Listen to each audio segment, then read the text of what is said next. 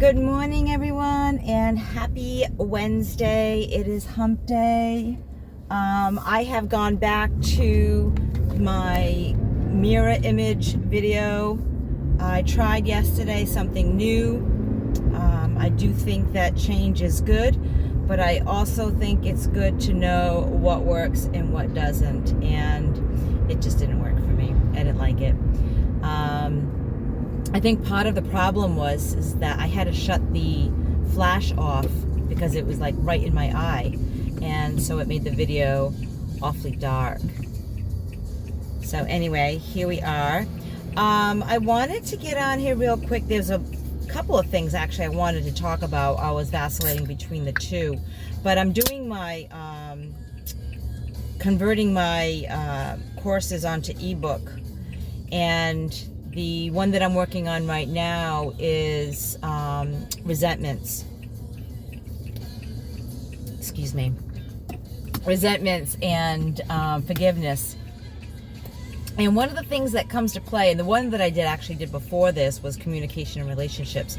And they are so interlinked, because I feel that a lot of times we get resentments because we don't communicate how we really feel.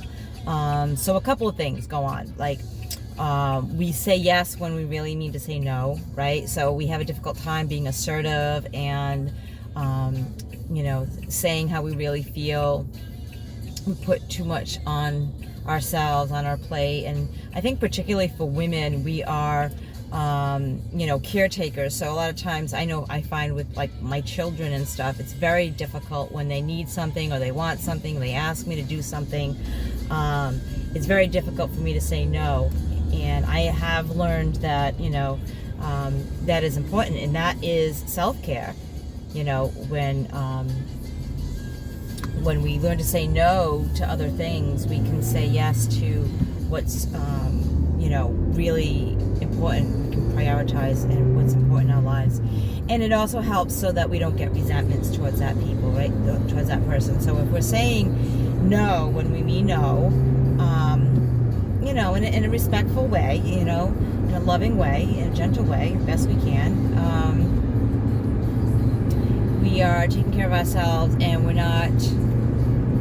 we are less likely to get a resentment towards that person, or towards ourselves, right? Because we kick ourselves in the butt for not saying no when we want to say no.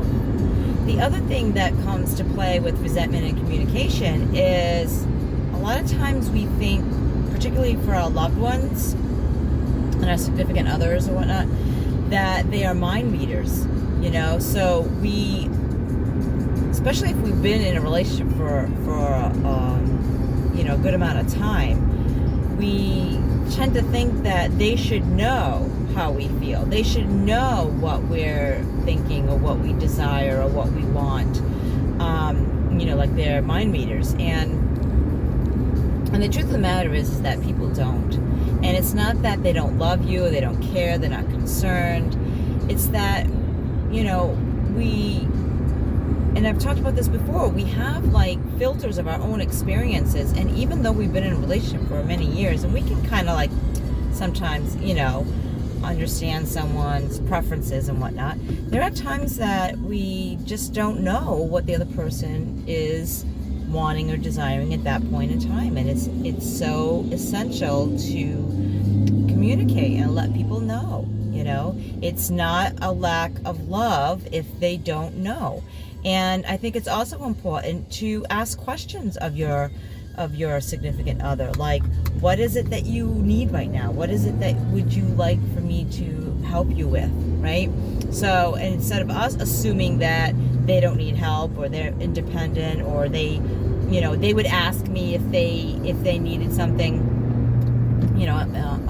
on the flip coin, we can communicate and ask and talk to them, like, what is it that you need me to do right now? What is it that I can help you with? So both sides of the coin, right? So ask people, let people know what you need and want, and ask people what it is that they need and want from you. And that can avoid a lot of miscommunication. I know that word is thrown out a lot, but in the end of the day, it can avoid a lot of resentment, right? Because a lot of assumptions are made, and if we communicate effectively, if we let people know what's going on with us, how we're feeling, we're more apt to not have those resentments. And when it comes to recovery, resentments, they say, is the number one offender. And what that means is that resentments, more times than not, are the cause for relapse for people using substances.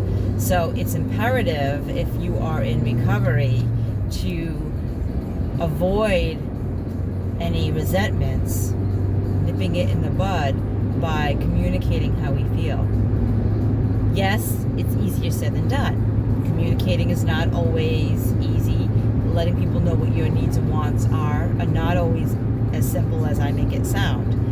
I get that, and it's something that I work on also. You know, and it's communication not just with your significant other and your children, but your coworkers and your supervisor, or your employees, right?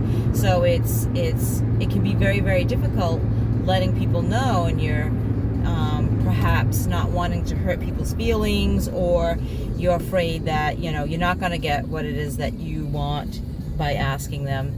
And so, you know, and then that is that potential that you won't get what you're asking for, what you're saying you want. But you definitely won't get it, or the chances are very, very likely that you won't get it if you don't ask. So I don't know if this has helped you. I hope it has. It's just something to keep in mind. It's something that I know I work on a daily basis. Oh, and one other thing I wanted to say to that is that sometimes with communication, it can be very difficult. I know for me, like, I forget things. I get into a conversation with someone, and then I walk away and say, oh, I wanted to say this.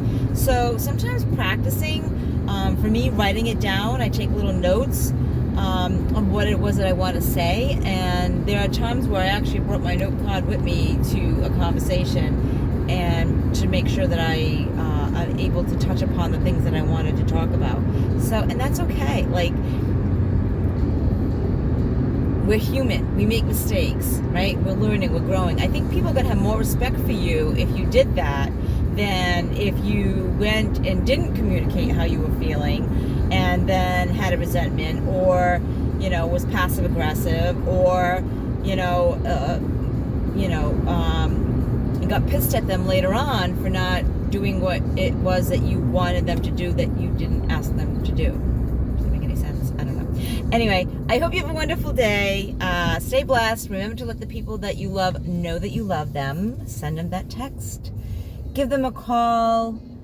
And if you're able to, give them a hug. If you like my videos, hit the subscribe button. Follow me. I am on Instagram and Facebook under Recovery Enthusiast. You can check out my website at recoveryenthusiast.com. You can look for my online courses. My ebooks are coming soon. Exciting. And live your life enthusiastically, because there really isn't any other way. Until next time, guys.